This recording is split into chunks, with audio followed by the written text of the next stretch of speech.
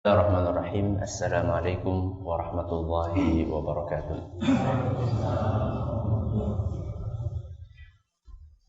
Innal hamdalillah nahmaduhu wa nasta'inuhu wa nastaghfiruh wa na'udzu billahi min shururi anfusina wa min sayyiati a'malina.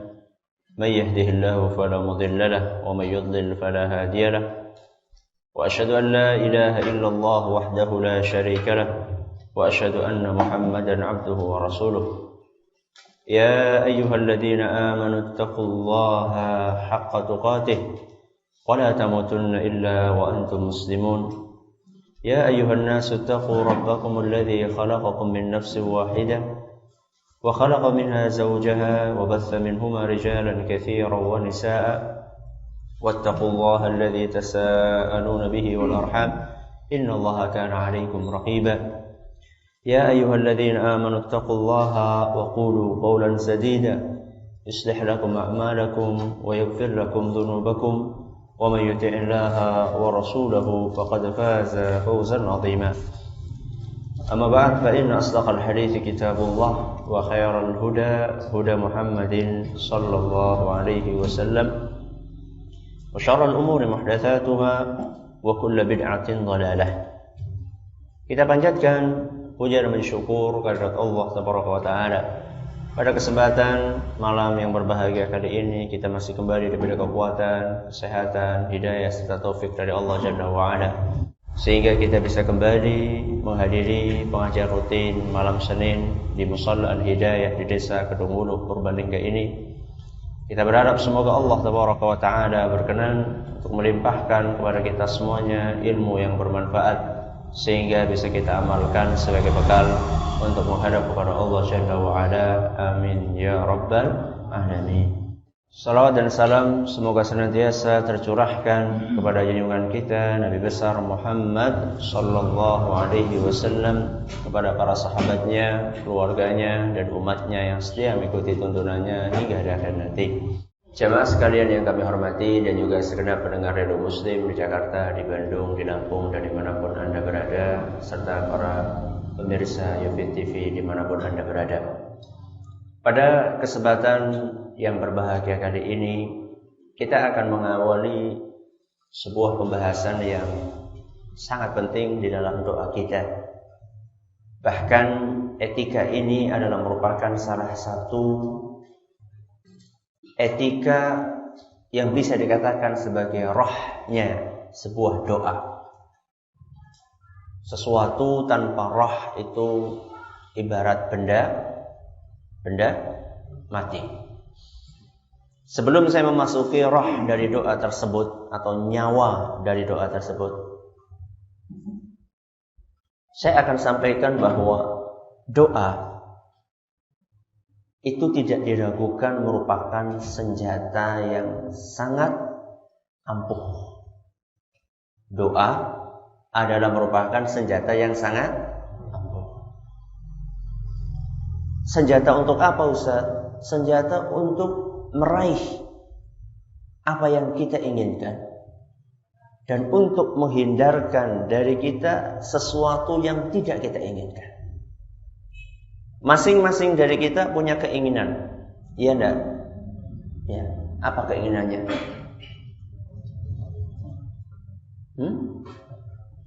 Apa? Banyak. Ya iya, banyak punya apa? Apa yang enggak banyak?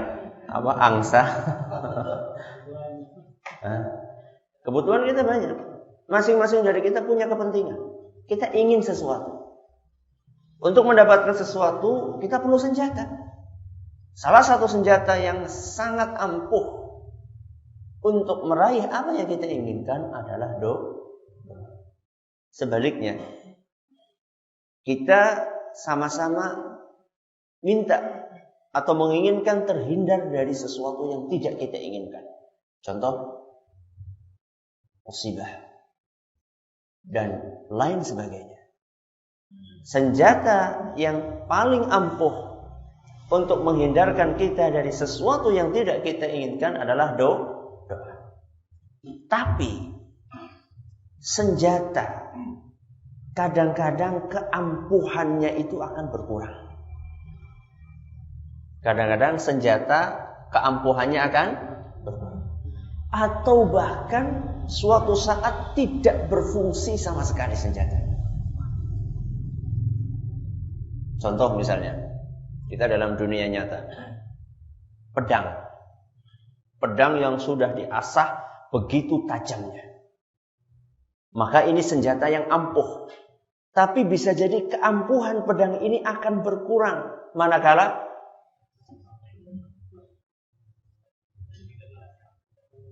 tidak diasah. Enggak, sekarang sudah diasah, landep pol. Apa? Yang memakai bocah umur 3 tahun. Apakah senjata itu akan ampuh? Tidak. Dia akan ampuh manakala yang memakai adalah siapa? Orang dewasa. Orang mesti orang dewasa. Orang dewasa yang mahir, pendekar lah katakanlah. Pendekar pedang misalnya. Senjata tersebut, senjata yang ampuh akan ampuh manakala yang memakai benar. Atau yang memakai adalah orang yang benar. Begitu pula doa. Doa itu tidak diragukan adalah merupakan senjata yang sangat ampuh untuk mendapatkan apa yang kita inginkan. Hanya saja kadang-kadang keampuhan senjata tersebut bisa berkurang atau bahkan bisa sama sekali tidak berfungsi. Karena apa? Minimal 3. Minimal berapa? 3 faktor yang mengakibatkan doa kita menjadi senjata yang tumpul atau bahkan sama sekali tidak menghasilkan apa yang kita inginkan. Yang pertama sebab karena doanya sendiri bermasalah. Yang pertama apanya? Doa yang kita ucapkan ini bermasalah. Makanya senjatanya tidak ampuh. Ini yang pertama. Yang kedua, hati orang yang berdoa itu bermasalah. Tadi yang bermasalah apanya pertama kali? Doanya. Isi doanya itu bermasalah.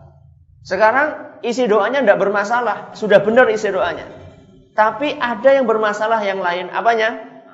Hatinya bermasalah. Ya sudah, kita perbaiki, doanya sudah diperbaiki, isinya, kemudian hatinya sudah diperbaiki.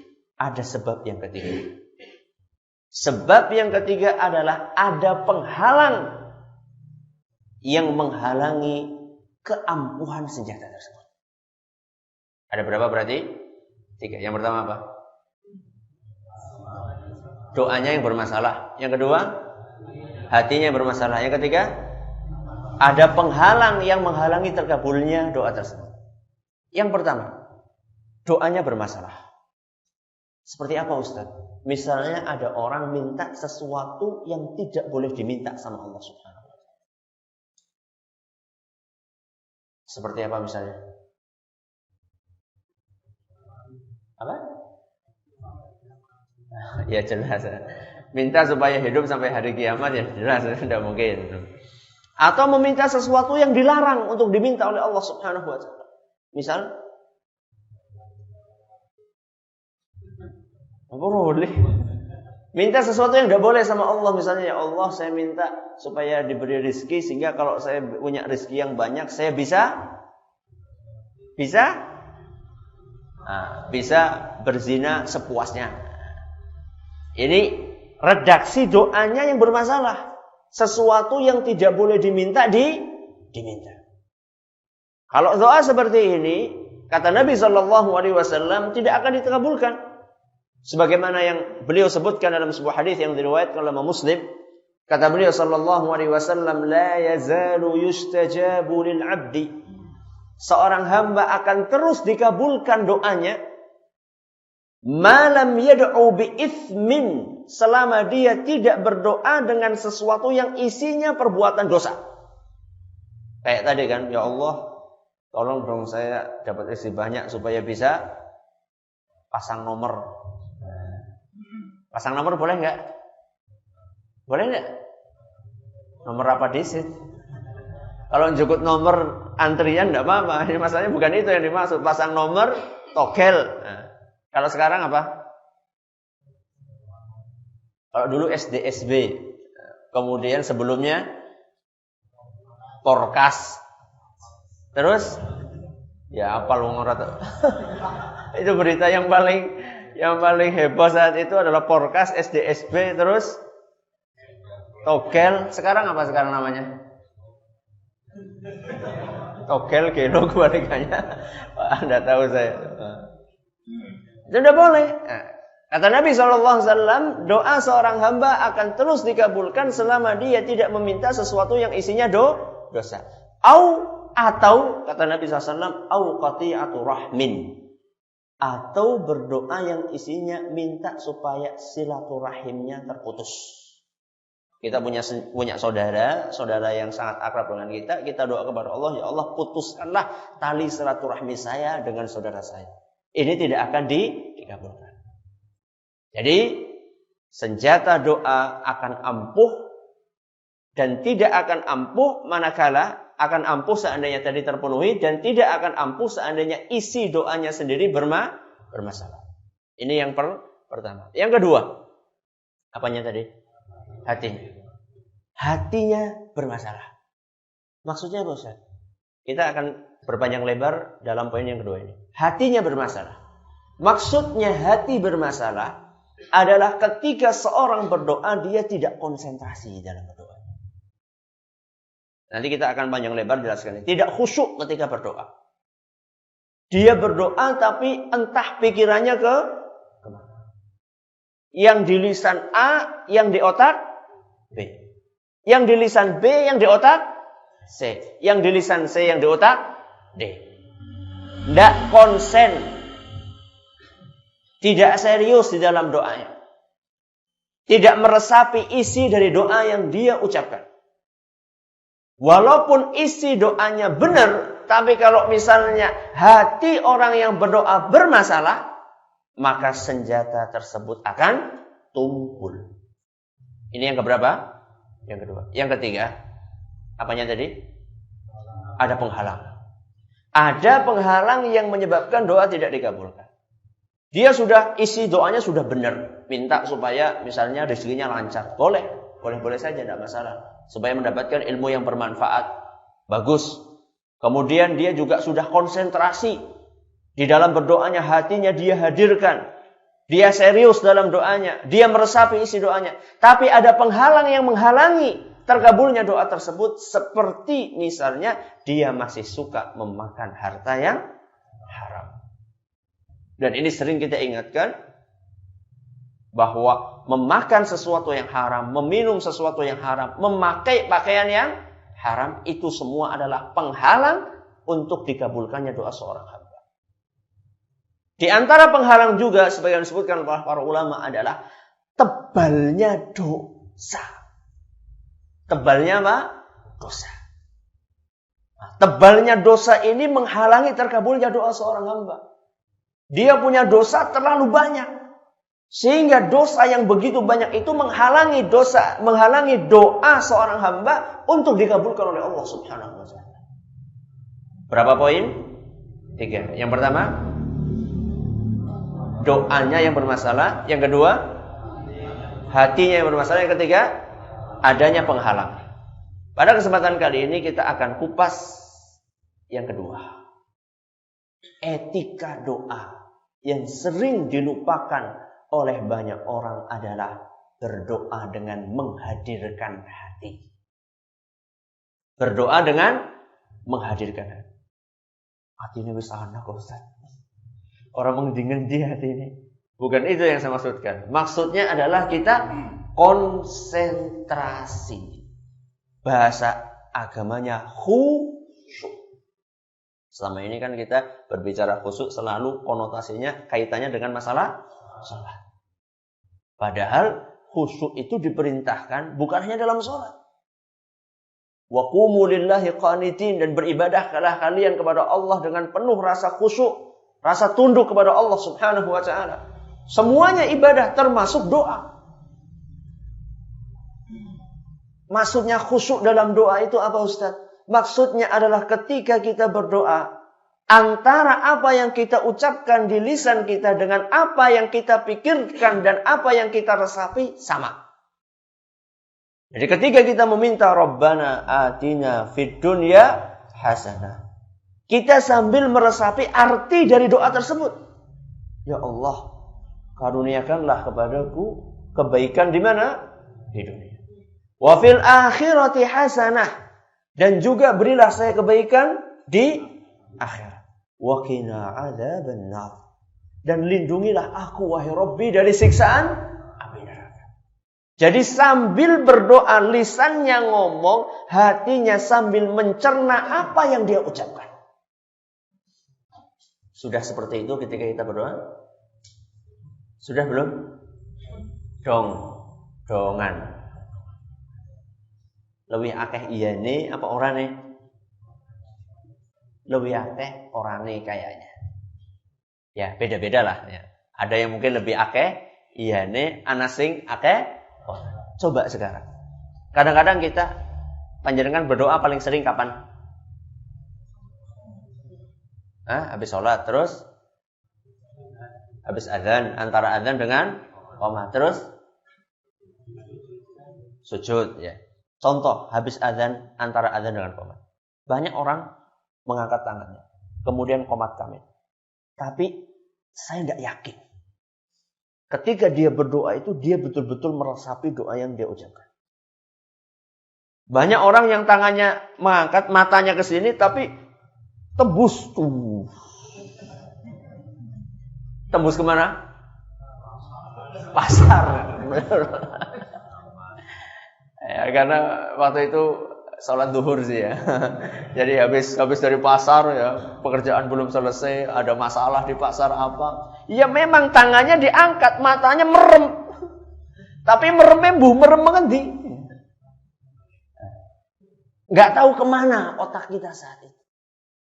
Dan ini doa yang kehilangan nyawa. Doa yang kehilangan nyawa. Doa yang kehilangan ruhnya doa tersebut. Maka ini salah satu etika yang harus kita perhatikan kalau kita ingin doa kita dikabulkan. Jadi ketika kita berdoa kepada Allah Subhanahu wa taala, kita hadirkan hati kita, kita konsentrasikan pikiran kita, kita berusaha untuk meresapi doa yang kita ucapkan kepada Allah Subhanahu wa taala. Doa yang kita panjatkan kepada Allah Jalla wa ala. Dalilnya apa Ustaz? Dalilnya kita disuruh khusyuk, disuruh konsentrasi dalam berdoa, dan itu adalah merupakan rah atau nyawanya doa, dan orang yang berdoa tanpa itu doanya tidak akan dikabulkan. Dalilnya sabda Nabi sallallahu alaihi wasallam dalam sebuah hadis yang diriwayatkan oleh Imam At-Tirmidzi. Dan hadis ini dinilai hasan oleh Syekh Al-Albani. Kata Nabi sallallahu alaihi wasallam, "Ud'ullaha." Berdoalah kalian kepada Allah. Wa antum muqinuna bil ijabah. Berdoalah kalian kepada Allah dalam keadaan kalian yakin bahwa doa kalian akan dikabulkan. Dan ini sudah kita jelaskan kemarin. Apa etika kemarin yang kita pelajari? Apa? Bersungguh-sungguh, pantang menyerah. Saat itu kita selipkan pembahasan tentang hadis ini, yaitu kita harus yakin bahwa di antara bentuk sungguh-sungguh kita dalam berdoa, kita berdoa kepada Allah dalam keadaan yakin bahwa doa kita akan dikabulkan. Kita minta kepada Allah rizki, ya Allah aku yakin kamu akan kabulkan doa saya. Aku minta anakku, wahai Rabbi, yang nakalnya luar biasa. Aku ingin supaya anakku berubah menjadi anak yang soleh, dan aku yakin wahai Rabbi engkau akan kabulkan.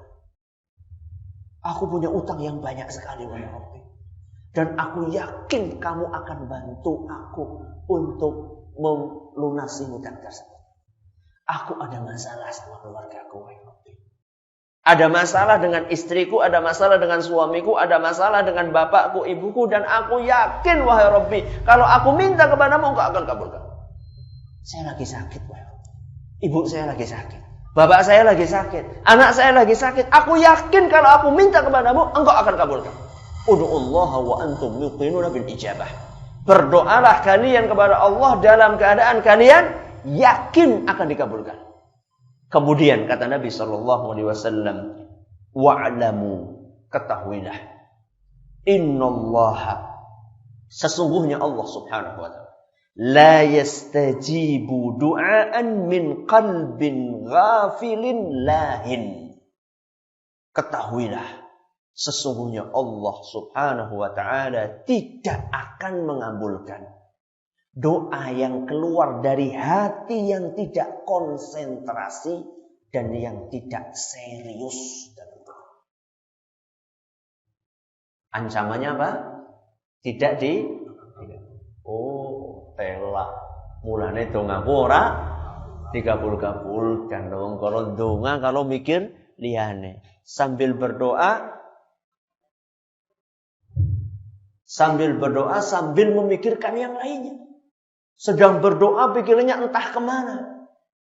Seperti yang saya sampaikan di pengajian di Masjid Agung tafsir kemarin, bahwa kita berapa persen memikirkan akhirat kita. Dunia kita pikirkan berapa persen, akhirat kita berapa persen. Dari 24 jam yang kita gunakan, yang Allah berikan kepada kita hidup di dunia ini, berapa persen, berapa jam kita gunakan untuk urusan dunia, dan berapa jam kita gunakan untuk urusan lebih banyak mana? Dunia. Seperti yang saya katakan kemarin, ketika kita mengurusi urusan akhirat pun masih di situ saat itu kita pikirkan dunia. Ketika sholat misalnya, kita kan sholat cuma berapa? 5 kali dalam sehari. 5 kali dalam sehari, satu sholat berapa menit? 10 menit? Ya nek jamaah 10 menit. Nek dewekan paling ya 1 rakaat 1 menit lah. 4 rakaat berarti 4 menit. 2 rakaat berarti 2 menit. Masya Allah.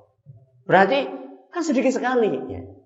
Yang kita gunakan untuk memikirkan dunia, yang kita gunakan untuk memikirkan akhirat sedikit sekali. Itu pun masih kita nodai dengan pikiran dunia. Ketika sholat mikirnya entah kemana. Ukuran dunia yang kita. Padahal itu waktu yang sudah sedikit kita gunakan untuk memikirkan akhirat, itu pun masih kita kotori dengan pemikiran dunia kita.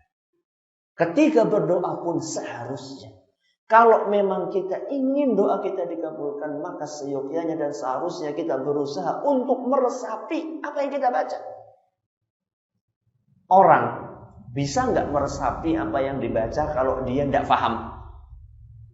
Bisa nggak? Berapa doa yang sudah kita pelajari? Doa yang ada dalam Al-Quran, doa yang ada dalam sunnah Nabi SAW, berapa doa yang sudah kita pelajari isinya? Berapa? Pikirannya saja. Tapi saya itu. Orang nana sih bisa itu. Apa saking akeh? Saking banyaknya atau saking tidak adanya? Saking banyaknya, Masya Allah. Kalau saking banyaknya, Alhamdulillah. Tapi kebanyakan mungkin dari kita mayoritas karena saking bingungnya sehingga hentikan orang anak. Tidak ada di antara doa tersebut yang kita konsentrasi, yang kita pahami dari doa-doa tersebut. Paling-paling yang kita tahu artinya, itu baru artinya Rabbana atina fid dunya hasanah wa fil akhirati hasanah wa qina adzaban. Paling itu yang kita baru tahu artinya loh. Belum kita selami makna mana yang terkandung di dalamnya. Maka insya Allah ya, ini akan berkelanjutan. Kita pengajian malam Senin ini akan berkelanjutan. Akan sampai suatu saat kita mengkupas doa-doa dan makna-makna yang dikandung di dalamnya, entah kapan. Karena itu ada di jilid yang ketiga atau yang keempat. Padahal kita sekarang baru jilid 2 sekarang. Masih lama ya. Makanya terus hadir, jangan sampai kelewatan. Ya, jadi nggak mungkin kita akan bisa konsentrasi kalau kita tidak paham. Maka dari situlah kemudian Nabi kita SAW mengajarkan bahwa orang kalau pengen doa, terutama setelah sholat, silahkan doa sendiri-sendiri. Tidak perlu dipimpin oleh imamnya. Kenapa? Karena kebanyakan doa yang dipimpin oleh imam kebanyakan makmumnya itu tidak paham apa yang diucapkan oleh imam. Makmumnya apa? Amin, amin, amin. Tapi orang ngerti apa sih diamini. Amin sih artinya apa? Apa? Ya Allah, kabulkan. Ya Allah, kabulkan, kabulkan, kabulkan. Apane? Embuh. Loh gimana? Gimana akan khusyuk seperti itu? Gimana akan konsentrasi dalam doanya kalau tidak tahu apa yang diamini? Makanya di situ kita disuruh untuk belajar. Kalau kita selalu mengandalkan, kan banyak orang lah, misalnya sing dongane iki, kur dari apa? Amin amin iki. Akhirnya kita tidak terpacu. Kita tidak terdorong, kita tidak termotivasi untuk mempelajari doa-doa tersebut karena kita mengandalkan sing penting ana sing dongane, kur gari amin amin dong. Tapi ketika kita berdoa sendiri, kita kan bingung. Aduh apa yang dong apa ya? Nembe donga Robbana atina wis entong. Karena tidak ada doa yang dihafalkan. Itu baru menghafalkan doanya, belum memahami maknanya, belum meresapi kandungan yang ada di dalamnya. Sudah. Dan itu juga sebabnya kenapa kok doa di sepertiga malam terakhir itu sangat mustajab. Kenapa? Karena suasananya hening, tenang. Sehingga sangat membantu kita untuk bisa konsentrasi. Konsentrasi apa ngantuk? Konsentrasi lah, ya campur lah kadang-kadang. Apa bisa campur kalau konsentrasi? Orang konsentrasi sulit ngantuknya kecuali kalau konsentrasinya ya, konsentrasi ngantuk bukan konsentrasi dalam doanya. Ya. Jadi itu juga rahasianya kenapa di sepertiga malam terakhir, salah satu rahasianya, dan masih banyak hikmah yang lainnya. Itu juga salah satu rahasianya kenapa di sepertiga malam terakhir itu waktu sangat mustajab untuk berdoa. Karena saat itu kita memang dalam kondisi yang tenang, dalam kondisi yang khusyuk, dalam kondisi yang hening. Ya. Makanya kalau misal kita pengen berdoa, sebenarnya idealnya adalah kita mencari tempat yang khusyuk, mencari tempat yang baik, menghadap ke arah kiblat. Artinya kita mempersiapkan segala sesuatunya ketika kita berdoa. Jadi kita persiapkan batin kita persiapkan lahiriah kita. Kalau bisa kita dalam keadaan suci. Kalau bisa kita dalam keadaan suci, kemudian kita juga dalam keadaan menghadap ke arah kiblat. Lalu kita memulai doa kita dengan taubat kepada Allah Subhanahu wa taala, mengakui dosa-dosa yang kita lakukan. Lalu kita juga mengawali doa kita dengan memuji Allah Subhanahu wa taala. Lalu dilanjutkan dengan membaca sholawat kepada siapa? Rasulullah sallallahu alaihi wasallam. Lalu kita angkat doa kita. Setelah kita angkat doa kita